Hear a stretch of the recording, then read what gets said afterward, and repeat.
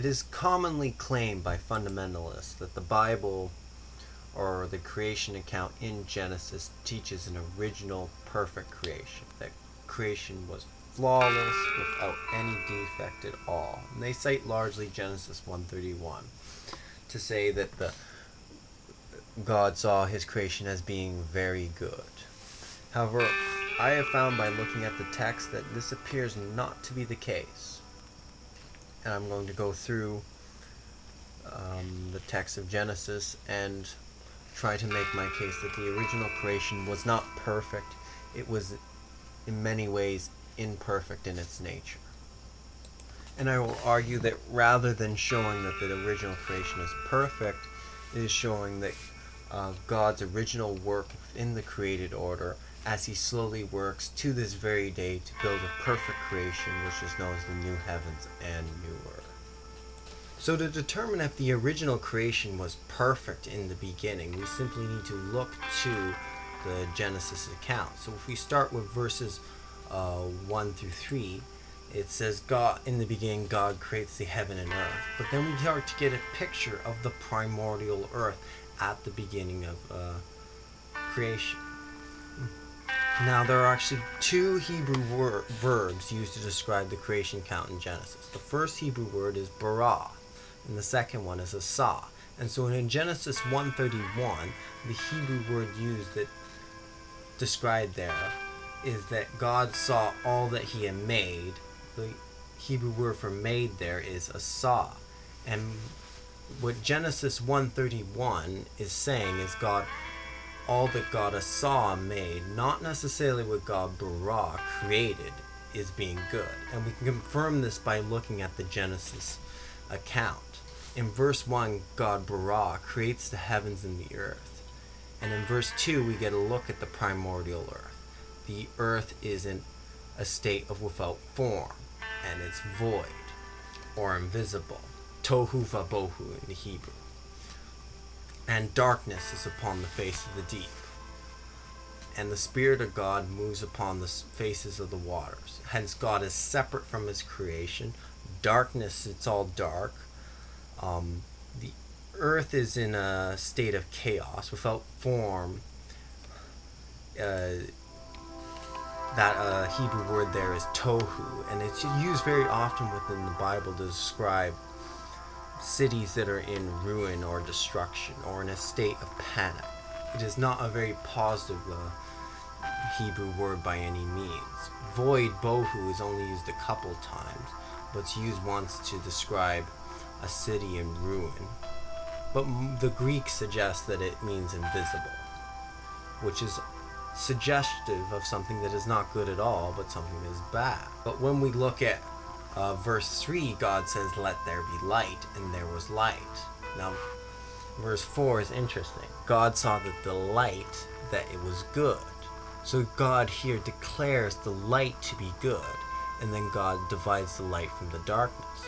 So God speaks light into existence and views light as being good.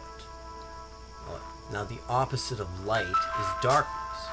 So logic would tell us that darkness itself is bad.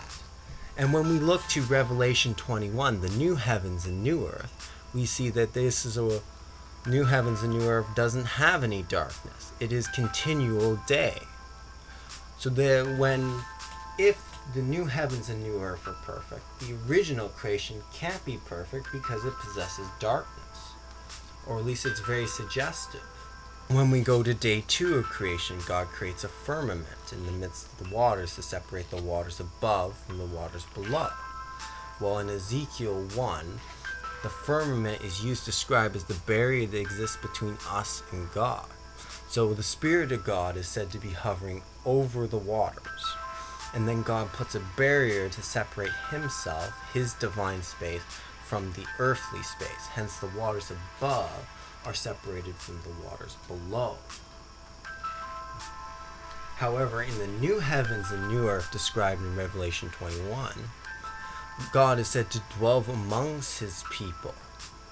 So if dwelling amongst his people and dwelling among us is good, then we would have to say the original creation is not good in this area. On day 3 of creation, God gathers the seas into one place and allows dry land to appear for the first time. And then he causes life to grow on, and plant-based life to grow on the land. Now notice, God calls this good, but the Hebrew is careful to not call the seas good. Instead, what is being referred to as good here is the gathering of the seas into one place. So the separation between the seas and land is considered good according to the author of Genesis.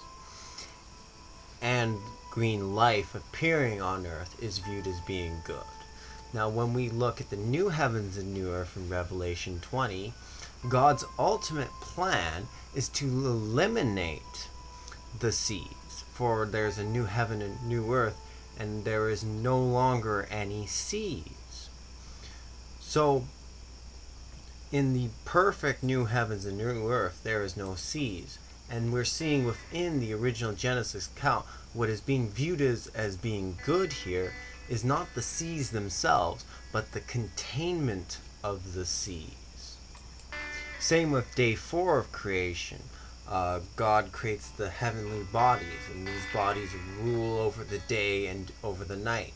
So God gives up his authority of the day between day 1 and 3 over to the heavenly bodies, which control the day between 4 and 6 and onwards to this day.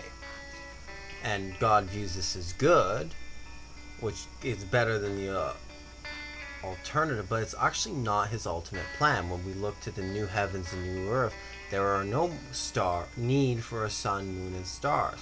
For it says, the Lord shall be our light, and his light will shine upon us. Though the sun, moon, stars are better than the alternative, they are good compared to being in total darkness. But they don't express the full glory of God that we would see in the new heavens and new earth. So now day 5 comes around. Now the universe is mostly dead. If you look at the seas and the air and the land, there is no life on them. The opposite of life is death, and if there's no living organisms, everything by technically is dead. And so God makes life. He makes fish of the sea and the birds of the air on day 5, and views life as being good. That's his summary. And day 6 follows the same pattern. The land and the beasts of the field are created on this day, and man is created on this day, and God views the life of these creatures as being good, and their death, which would be the opposite of life, would be thus bad by definition. By saying good, God in no way suggests that his work is complete yet or perfect. And so what God is doing throughout the 6-day creation event is taking this primordial chaotic waters and shaping it into something that he views to be good. Now being very good, and so in Genesis 1:31, it is not referring to the totality of the creation being good, but rather the totality of God's work within the creation week. And this is, I think, a very important distinction. Now, very good does not suggest perfect. In Numbers 14 verses 7, the land of Israel was spied out and said to be very, very good, or exceedingly good. So, just because it's declared to be very good does not mean it's in a state of perfection, and doesn't mean the totality of creation is in a state of perfection. You just cannot be derived from the Hebrew. Unless one says that the heavens and earth are complete as described in the original creation account of Genesis. And in Genesis 2:1 it says the heavens and the earth were finished. However, when we look at the Hebrew in depth, the Hebrew word for finished here is kala. And kala is used to simply finishing a task. It doesn't have a complete or wholeness sense to it. If the author wanted to communicate a complete and wholeness sense to it, there are a bunch of Hebrew words he could use. One of them would be tamim. Tamim can mean upright or perfect, but is used in a complete or wholeness sense. Another one would be salam. And salam is a Hebrew word that's associated with peace and tranquility and completeness and wholeness. If the author wanted to communicate a perfect original creation, these are the words they should be using, yet we find them absent here. And when we look at texts like Psalm 104, the early parts of Psalm 104 describe the first 3 days of Genesis, but then it goes on to describe the creation later on, and the message of Psalm 104 is God created in the beginning and he continues his work to this day. And Jesus in the New Testament says with regards to the Sabbath that his Father has not stopped working, so he will keep working also. So God clearly is still working within his creation to create the new heaven and new earth. So God rested from the task of material creating the universe on day 7, but God continues to sustain his creation to this very day.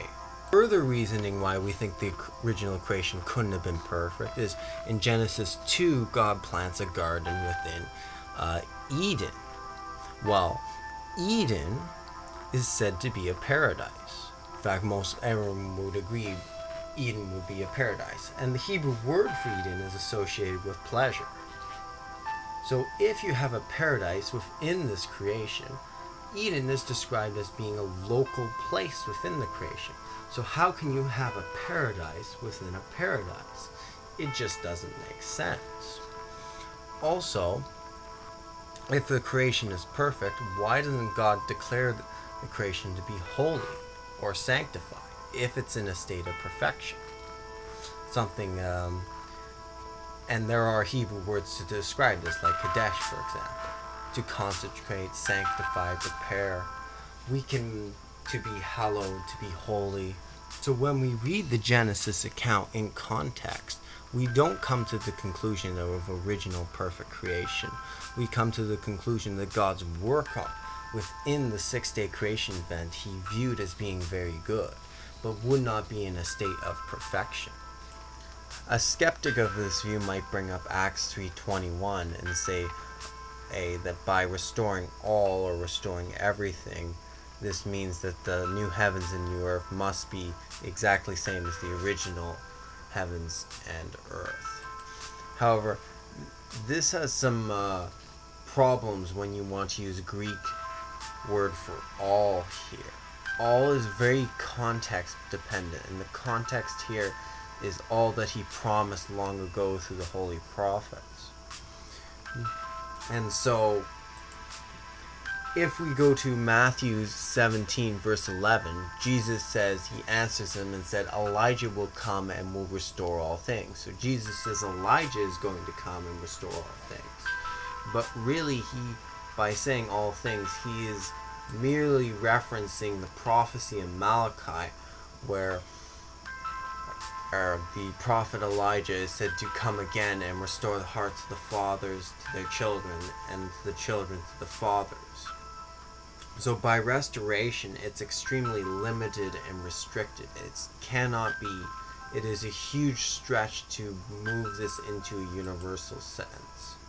And considering the context of Acts, when Jesus first rises from the dead, his disciples ask him, is it now going to be time that you're going to restore the kingdom of Israel?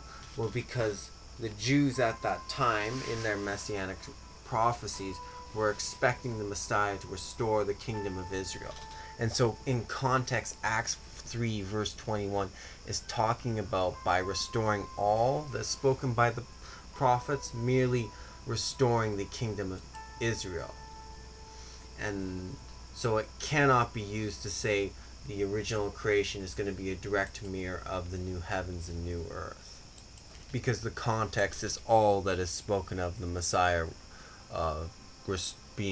restoring here.